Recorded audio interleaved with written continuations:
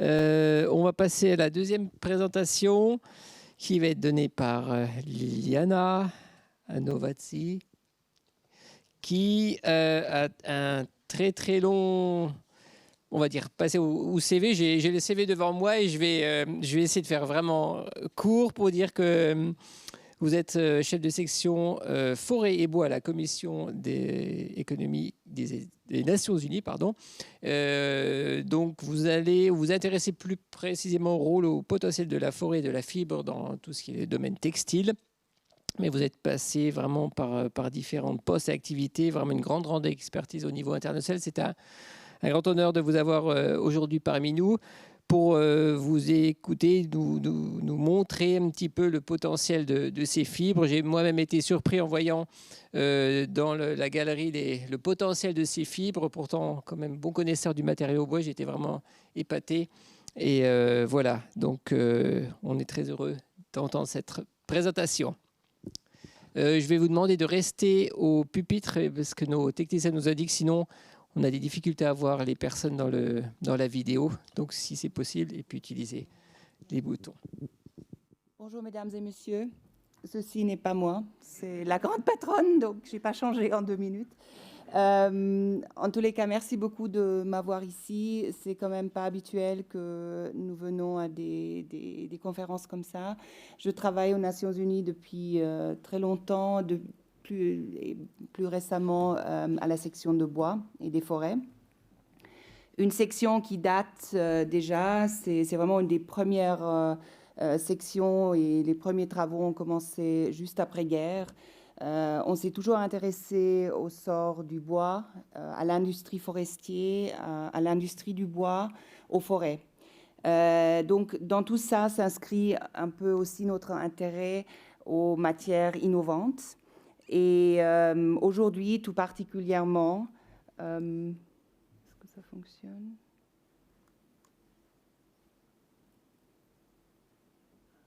Qu'est-ce que je fais faux ?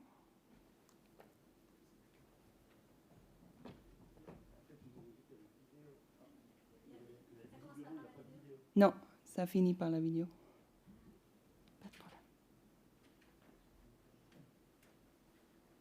Voilà, nous voilà. Super, merci beaucoup.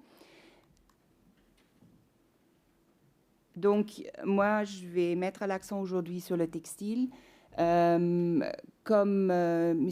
Pichelin disait, il y a dans l'exposition, vous voyez déjà les t-shirts, vous voyez les articles de sport. Je vous invite à les regarder, ça va être très intéressant, surtout après mon intervention. Donc, pourquoi le textile? Pourquoi intervenir? L'utilisation accrue du bois dans la production de textiles s'inscrit quand même dans une stratégie de substitution. Et c'est quelque chose qui se substitue à l'industrie synthétique, l'industrie du polyester, des textiles synthétiques. Donc, je commence à le dire pour la première fois, on a des alternatives aujourd'hui. Et je crois que c'est très important à retenir, on a des alternatives. Donc, issues de la pâte de bois et d'autres matières végétaux, ces fibres sont produites. Et pourquoi est-ce que c'est important de se concentrer là-dessus? Parce que notre industrie textile d'aujourd'hui est quand même une industrie à forte émission. Selon des modèles, si on se concentre plus sur les modèles de substitution, les matériaux de substitution, on pourrait carrément éviter des émissions mondiales de à peu près 77 millions de tonnes de CO2 par an. Ça correspond, juste pour vous donner un ordre de grandeur, ça signifie à peu près 5,4 millions tonnes de CO2 supplémentaires qui pourraient aussi être séquestrées. Donc, très important pour la régénération de l'écosystème, mais aussi une garantie de la santé des puits de carbone. Donc, à double effet. Et en plus, quand même, dans le futur, un secteur qui pourrait fournir des emplois verts dans des zones rurales. Donc, ce qu'on voit ici, c'est encore plus important parce que, quand même, cette industrie, aujourd'hui, est à la source ou la cause de 4 à 10% d'émissions de gaz à effet de serre annuels. C'est très important. 4% des prélèvements mondiaux d'eau douce, souvent dans des régions où justement l'eau douce ou l'eau n'est pas disponible en abondance. Donc, une production qui est basée sur une forte intensité énergétique, une forte intensité chimique, l'utilisation d'eau importante, surtout dans la production de polyester. Polyester qui, rien que, comme vous voyez ici, émet environ 700 milliards de kilogrammes de gaz à effet de serre, rien qu'en une année. Donc, tout ça correspond à faire fonctionner 180 centrales électriques au charbon en une seule année. C'est quand même très important.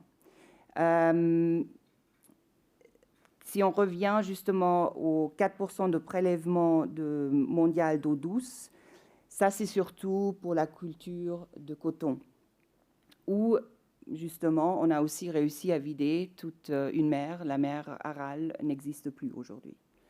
Donc il ne faut quand même pas oublier ça. En plus, la Banque mondiale estime aujourd'hui que 20% de la pollution industrielle revient de l'industrie textile. Et encore pire, selon la fondation Ellen MacArthur, chaque année, environ 500 000 de tonnes de microfibres plastiques finissent dans nos océans parce qu'on lave nos habits.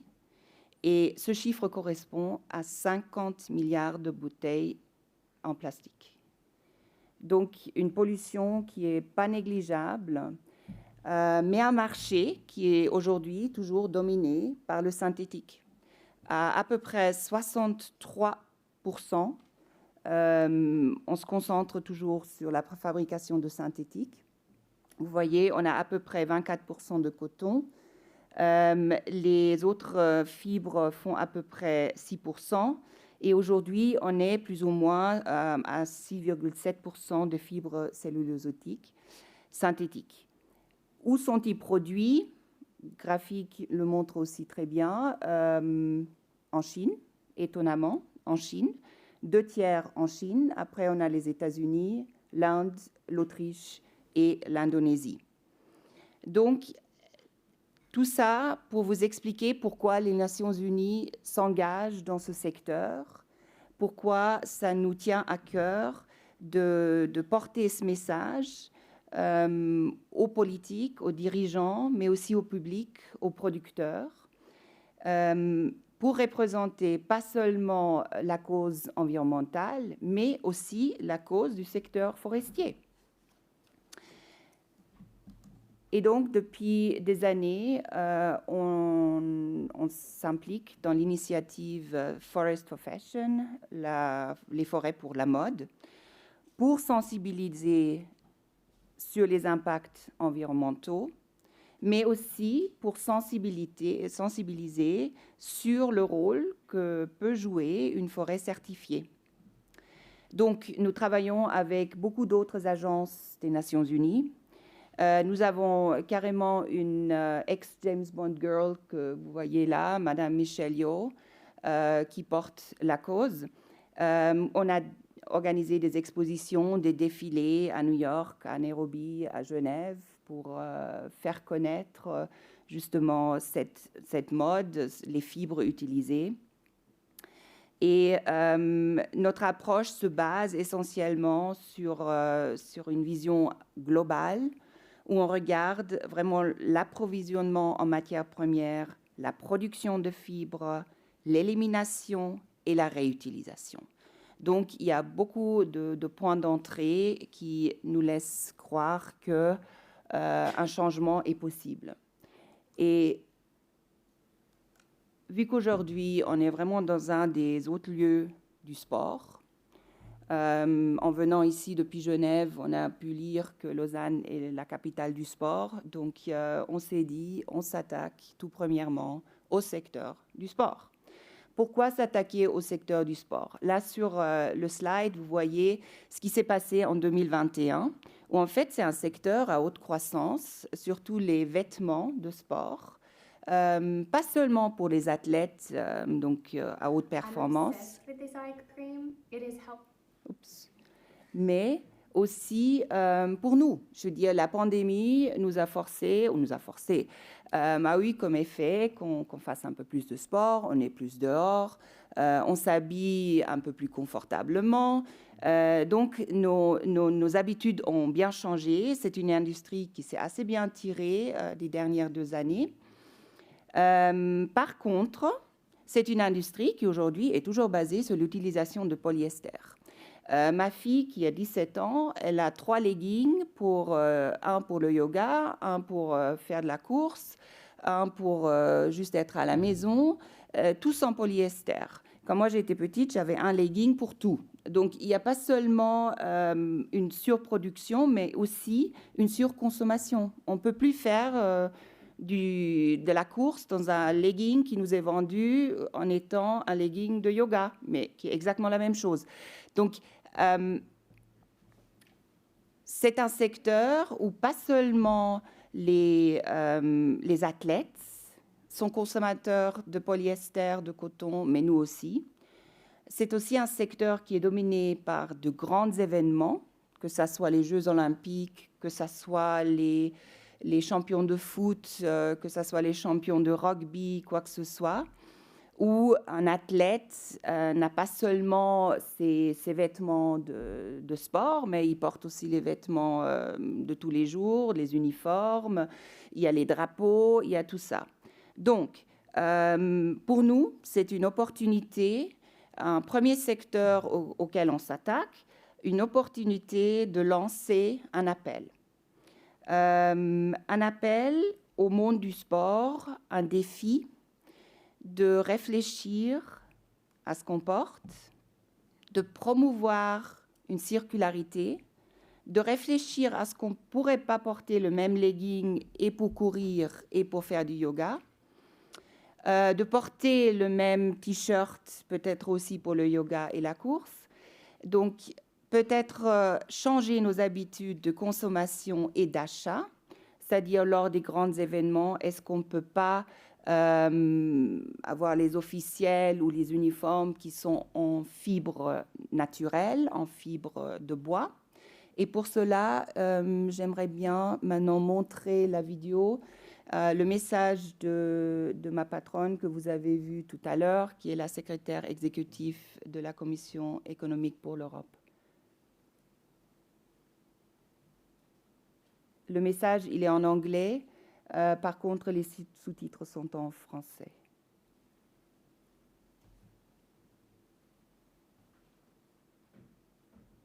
The world of sports has long been dominated by polyester and cotton for their moisture absorbent and elastic properties, their wide availability and low cost.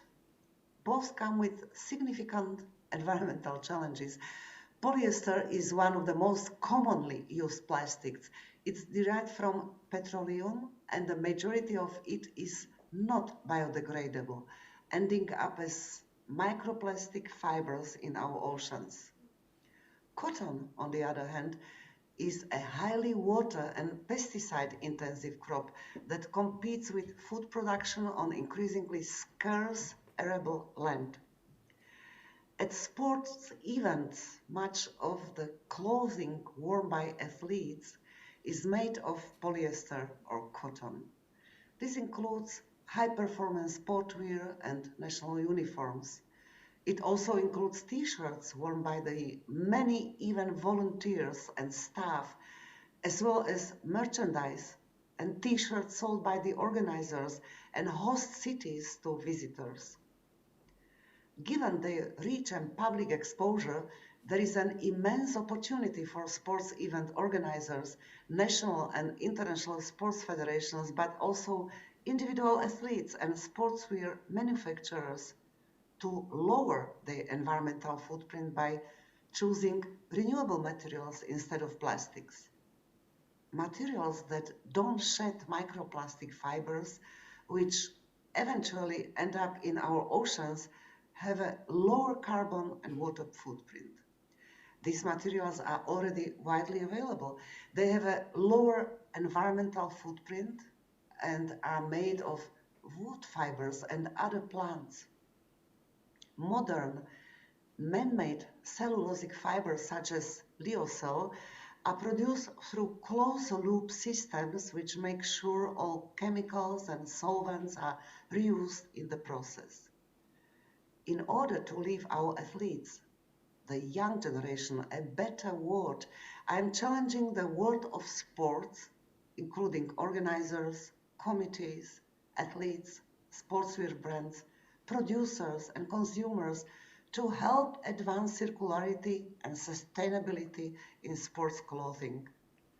With this message, I wish to encourage the reuse of sportswear where possible and promote the use of renewable fibers in sports fashion.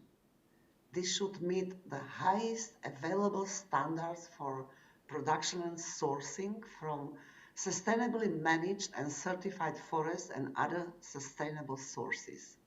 Please help us promote and join the Forest for Fashion Sports Challenge and make sure that the world of sports promotes sustainable and circular sportswear in all future sports events. Merci beaucoup. Donc, vous voyez, c'est du sérieux, ça a été lancé. Et j'espère que vous allez tous nous soutenir. Essayer de répandre le message et d'en parler. Si vous avez l'occasion, nous sommes très contents de ce nouveau challenge qu'on lance aujourd'hui. Et je remercie aux organisateurs d'avoir eu l'occasion de le faire ici. Merci beaucoup, mesdames et messieurs.